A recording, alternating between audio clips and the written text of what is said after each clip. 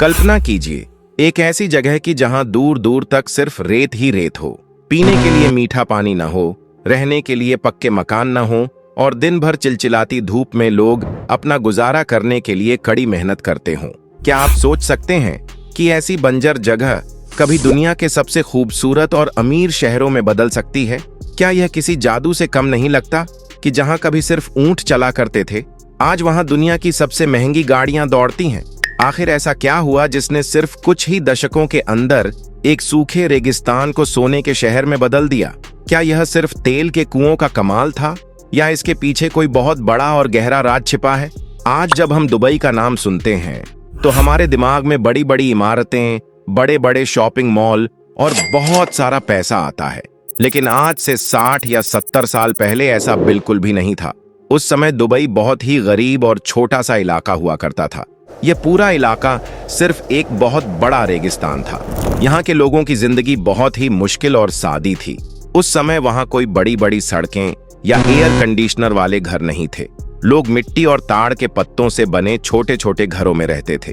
उस समय वहाँ के लोगों के पास पैसे कमाने के सिर्फ 2 ही तरीके थे। पहला तरीका था समंदर से मछलियां पकड़ना और दूसरा, जो सबसे जरूरी काम था, वह था समंदर की गहराई से सच्चे मोती निकालना। उस जमाने में दुबई के लोग अपनी जान जोखिम में डालकर बिना किसी खास मशीन के समंदर की गहराई में जाते थे और वहां से सीपियां निकालकर उनमें से मोती ढूंढते थे। इन मोतियों को दूसरे देशों में बेचकर जो थोड़े बहुत पैसे मिलते थे, उसी से पूरे साल का खर्चा चलता था।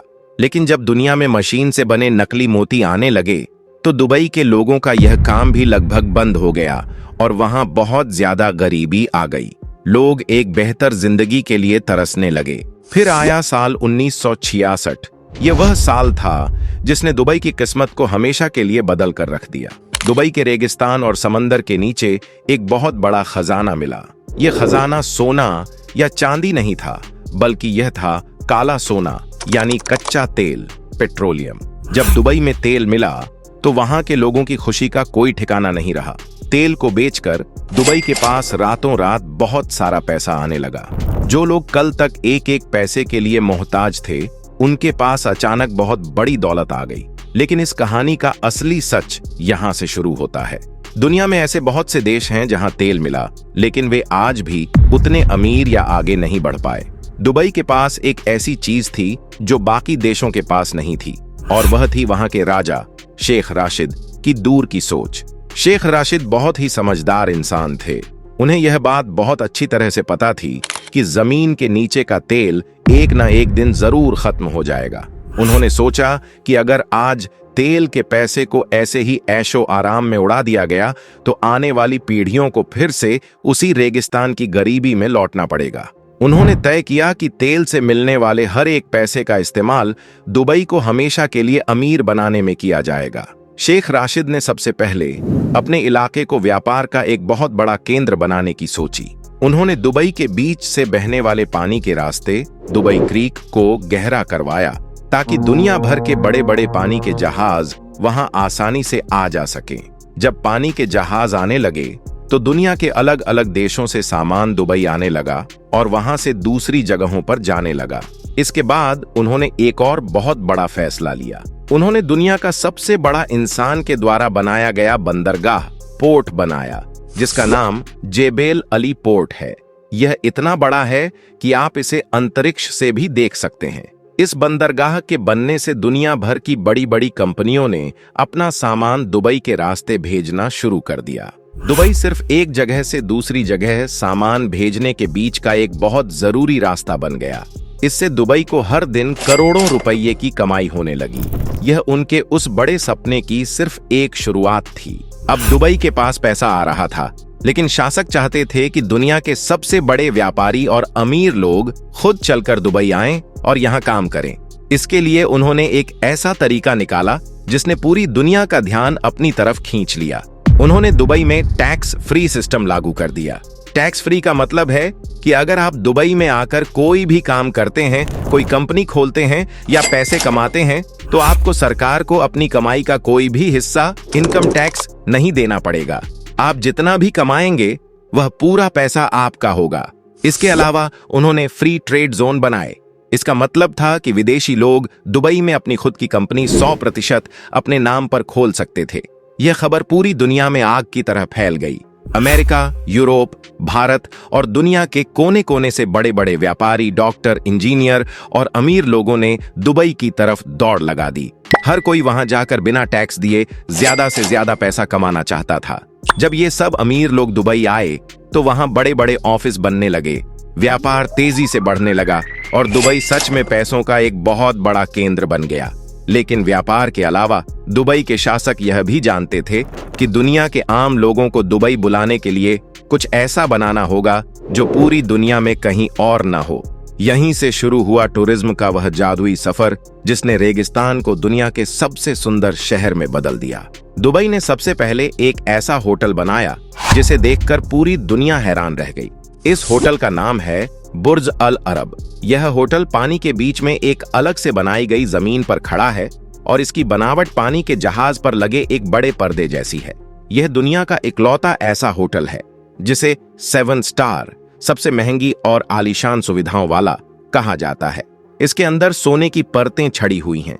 इस होटल को देखने के लिए ही दुनिया भर से लाखों लोग दुबई आने लगे।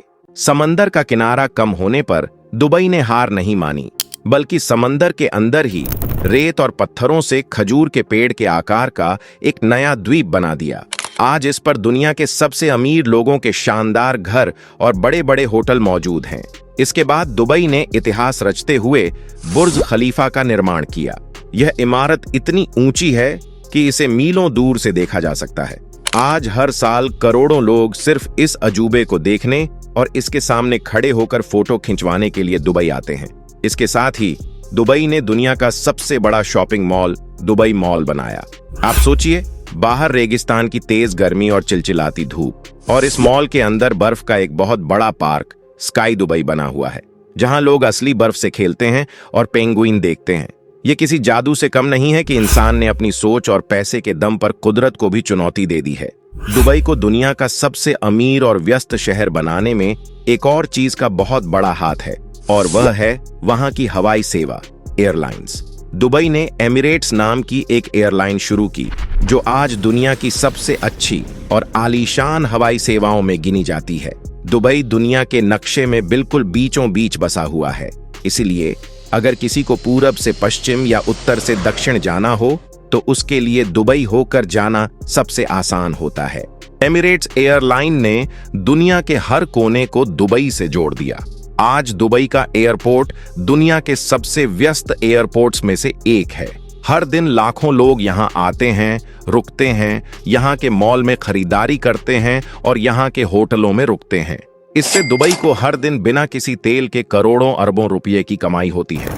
दुबई की कामयाबी का एक बड़ा कारण वहां की सख्त कानून व्यवस्था है, जो इसे दुनिया के सबसे सुरक्षित शहरों में से एक बनाती है। यहाँ रात के 2 बजे भी बिना किसी डर के घूमा जा सकता है, इसलिए दुनिया भर के अमीर लोग अपने परिवार के साथ यहाँ रहना सबसे ज्यादा पसंद करते हैं। दूसरी तरफ आज दुबई की कुल कमाई में तेल का हिस्सा सिर्फ 1 से 2% ही रह गया है।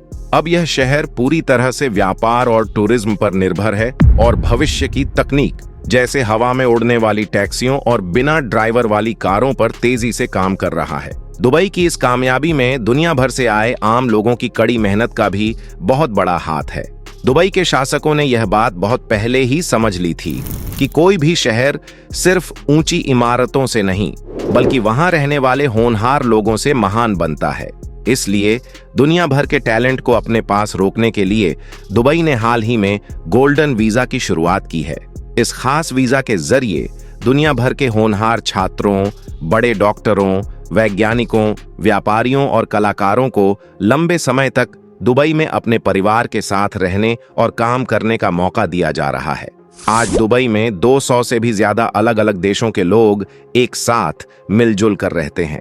इतनी सारी अलग अलग संस्कृतियों के बावजूद वहां कभी कोई भेदभाव नहीं होता, जो इसे और भी खास बनाता है। तो दुबई की कामयाबी सिर्फ किस्मत या तेल का कमाल नहीं है, बल्कि यह वहां के शासकों के मजबूत इरादों और दूरदर्शी सोच का नतीजा है। पानी की एक एक बूंद को तरसने वाले रेगिस्तान से दुनिया के सबसे अमीर शहर बनने का यह सफर साबित करता है कि सच्ची मेहनत से कुछ भी नामुमकिन नहीं है। अगली बार दुबई की इन ऊंची इमारतों और चमक दमक को देखें तो मोतियों और रेत वाले उसके पुराने संघर्ष को जरूर याद करें। अगर आपको यह जानकारी पसंद आई हो तो इस वीडियो को लाइक और अपने दोस्तों के साथ शेयर जरूर करें। ऐसी ही शानदार डॉक्यूमेंट्री और दिलचस्प कहानियों के लिए हमारे चैनल को आज ही सब्सक्राइब करें। जय हिंद।